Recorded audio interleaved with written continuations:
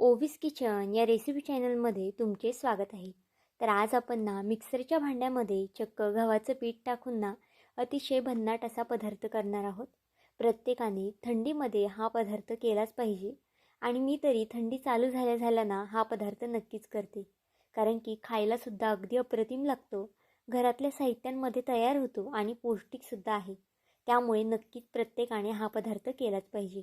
आता हे मी सारखं का म्हणते, तर रेसिपी संपल्यानंतर तुम्हाला कळणार आहे इतका जास्त हा पदार्थ जो आहे अप्रतिम होणार आहे। तर चला थोडाही वेळ न घालवता लगेच व्हिडिओला सुरुवात करूया। आता इथे आपल्याला कोथिंबीर चिरून घ्यायची आहे। पाहू शकता कोथिंबीर इथे एक मूठभर इतपत कोथिंबीर मी बारीक अशी चिरून घेतलेली आहे। त्याचबरोबर आपल्याला इथे एक मीडियम आकाराचा कांदा सुद्धा कट करून घ्यायचा आहे। कांदा सुद्धा छान असा बारीक कट करून घ्यायचा आहे। आता इथे मी संपूर्ण कांदा बारीक कट करून घेते। आता हा पदार्थ मी 2 व्यक्तींसाठी करते, त्यानुसार इतकं साहित्य पुरेसं आहे। पण जर तुम्ही जास्त लोकांसाठी करत असाल तर साहित्याचं प्रमाण कमी जास्त करू शकता। आता बघा कोथिंबीर आणि कांदा दोन्ही आपलं कट करून झालेलं आहे। अगदी बेसिक सामान लागणार आहे आपल्याला या पदार्थासाठी, जास्तीचं कोणतं साहित्य लागणार नाही। आता कांदा आणि कोथिंबीर थोडा वेळ साईडला ठेवून दिलं आहे आणि एक मिक्सरचं भांडं घेतलेलं आहे। त्यामध्ये 3 चमचे गव्हाचं पीठ, 2 चमचे बारीक रवा घातलेला आहे। जर बारीक रवा नसेल तर तुम्ही जाड रव्याचा वापर केला तरी चालेल। आणि 2 चमचे इथे मी बेसन पीठ घातलेलं आहे।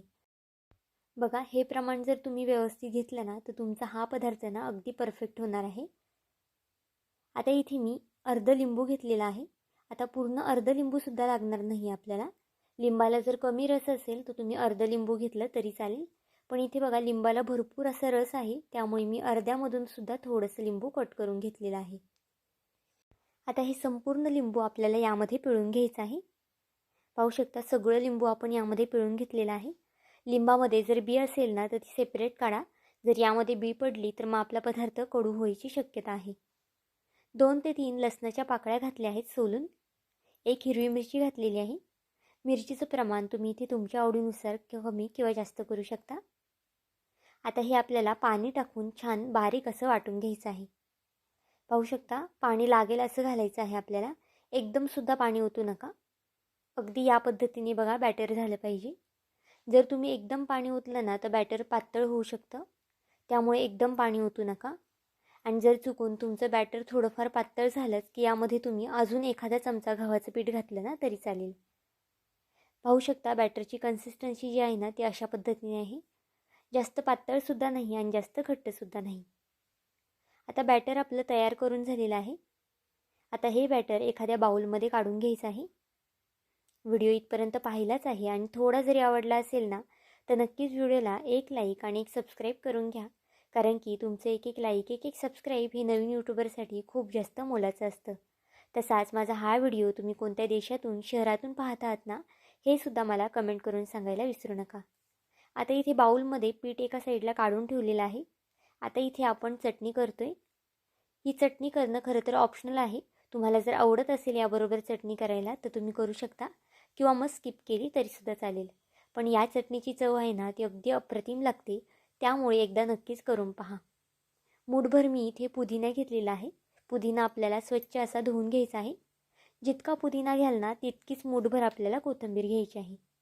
कोथिंबीर सुद्धा बघा इथे मी मूठभर कोथिंबीर घेतली आहे स्वच्छ अशी धुवून। आणि आपल्याला इथे एक हिरवी मिरची घ्यायची आहे। मिरचीचं प्रमाण इथे तुम्ही तुमच्या आवडीनुसार कमी जास्त करू शकता। अगदी थोडंसं आल्याचा तुकडा घेतलेला आहे आणि एक 3 ते 4 लसणाच्या पाकळ्या इथे मी सोलून घातलेल्या आहे। अगदी बेसिक सामान आहे, अगदी जास्तीचं सुद्धा आपल्याला यामध्ये साहित्य घालायचं नाही। यामध्ये सुद्धा बघा अगदी थोडंसं लिंबू घालायचं आहे, म्हणजे ही चटणी जी आहे ती अगदी चटपटीत होते आणि चवीला सुद्धा अगदी अप्रतिम लागते। थोडीशी साखर घातली आहे। साखरेमुळे सुद्धा तिखट थोडंसं बॅलन्स होतं, त्यामुळे साखर आवर्जून घाला। आता इथे मी मीठ सुद्धा घातलं होतं, पण मीठ घालण्याचा व्हिडिओ जो आहे तो थोडासा स्किप झाला होता। आता पाणी टाकून हे छान असं वाटून घ्यायचं आहे। पाहू शकता अगदी फाईन अशी पेस्ट करून घेतलेली आहे मी याची। तुम्हाला जर ही चटणी घट्ट पातळ जितकी ठेवायची आहे त्यानुसार इथे तुम्ही पाण्याचं प्रमाण कमी जास्त करू शकता। पण बघा इथे मी या पद्धतीने घट्टसर अशी ही चटणी ठेवलेली आहे। ही चटणी तुम्ही कशासोबतही करू शकता, डोशासोबत, आप्पेसोबत किंवा मग इडलीसोबत केली ना तरीसुद्धा अप्रतिमच लागते. आता चटणी तयार झालेली आहे. तोपर्यंत आपलं बॅटरसुद्धा बघा एक 2 ते 3 मिनटं भिजलेलं आहे. आता यामध्ये आपण जो चिरून घेतलेला कांदा आणि कोथिंबीर होती ना ते घालून घेऊया आणि छान असे हे एकजीव करून घेऊया. तुम्हाला नक्कीच कळलं नसेल की अजूनही आपण हा पदार्थ नक्की कोणता करतोय, कारण की पदार्थ खूप जास्त वेगळा आहे. इथे आपण कोणत्याही प्रकारचं धिरडं डोसे वगैरे करत नाही. अगदी युनिक आणि वेगळा पदार्थ आहे. एका पळीमध्ये ना अर्धा चमचा इतपत म्हणजे अर्धी पळी इतपत मी तेल घालून घेतलेलं आहे. तेल छान कडकडीत तापून घेतलेलं आहे. त्यामध्ये 1 चमचा मोहरी, 1 चमचा जिरे आणि थोडेसे पांढरे तीळ घातलेले आहेत. आता थंडीचे दिवस चालू आहेत, त्यामुळे पांढरे तीळ आवर्जून घाला. आता जी फोडणी आहे ना ती अगदी छान अशी यामध्ये मिक्स करून घ्यायची आहे. या फोडणीमुळे खरं तर या पदार्थाची चव जी आहे ना अजून जास्त वाढते, त्यामुळे फोडणी मात्र आवर्जून घाला. पाहू शकता बॅटर जे आहे ना ते अगदी या पद्धतीने आपल्याला ढवळून घ्यायचं आहे. अगदी छान असं मिक्स करून घेतलेलं आहे आता बॅटर मी. आता यामध्ये चवीनुसार मीठ घालून घ्यायचं आहे. मीठ इथे सुरुवातीला घालायचं नाही आहे. जर तुम्ही सुरुवातीलाच मीठ घातलं ना तर बॅटर पटकनी पातळ होतं. त्यामुळे शक्यतो पदार्थ करायच्या अगोदर यामध्ये मीठ घाला. बघा मीठ घालून झाल्यानंतर पुन्हा छान असे हे मिक्स करून घेतलेलं आहे. तोपर्यंत एका साईडला गॅसवरती मी कढई तापत ठेवलेली आहे आणि त्यामध्ये ना तळण्या इतपत तेल घालून घेतलेलं आहे. तेल आपल्याला इथे छान असं कडकडीत तापून घ्यायचं आहे. पाहू शकता तेल तापलं की नाही हे चेक करायचं आहे. अगदी छोटासा गोळा टाकायचा आहे यामध्ये. हा गोळा छान असा वर आला ना की आपलं तेल परफेक्ट असं तापलेलं आहे. आता यामध्ये ना चमच्यानेच आपल्याला हे बॅटर सोडून घ्यायचं आहे. अगदी ज्या पद्धतीने तुम्ही कांदा भजी करता किंवा मग जी आपली बेसन पिठाची भजी करताना अगदी त्या पद्धतीने ही भजी आपल्याला करून घ्यायची आहे. नेहमीपेक्षा अतिशय वेगळी आणि अतिशय खायला कुरकुरीत अशी ही भजी होते. तुमचा विश्वाससुद्धा बसणार नाही ही भजी केल्यानंतर तुम्ही की ही गव्हाच्या पिठाची आहे. आणि जर पाहुणे रावळे आले ना तर आवर्जून करा, कारण की त्यांनासुद्धा नक्कीच ही भजी खूप जास्त आवडणार आहे. कारण की आपण नेहमीची कांदा भजी किंवा बेसन पिठाची गोल भजी तर करतच असतो, पण अगदी या पद्धतीने कधीतरी वेगळी भजी केली ना तर घरातल्यांनासुद्धा खायला छान वाटतं. आता बघा सगळी भजी यामध्ये सोडून घ्यायची आहे. जर कढई पसरटी असेल ना तर अशा पद्धतीने जास्त भजी तुम्ही एकदम सोडू शकता. पण जर कढई छोटी असेल, खोलगटी असेल तर एकदम सोडू नका. एकदम जर सोडलं तर एकमेकांना चिटकू शकतं. त्यामुळे बघा अगदी या पद्धतीने आपल्याला 1-1 चमचा बॅटर फक्त यामध्ये घालायचं आहे.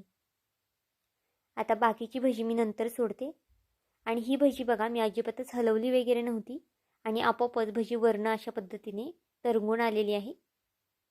अगदी छान फुललेली सुद्धा आहे. आता ही भजी जी आहे ना ती पलटी करून घेऊया एक साईडने.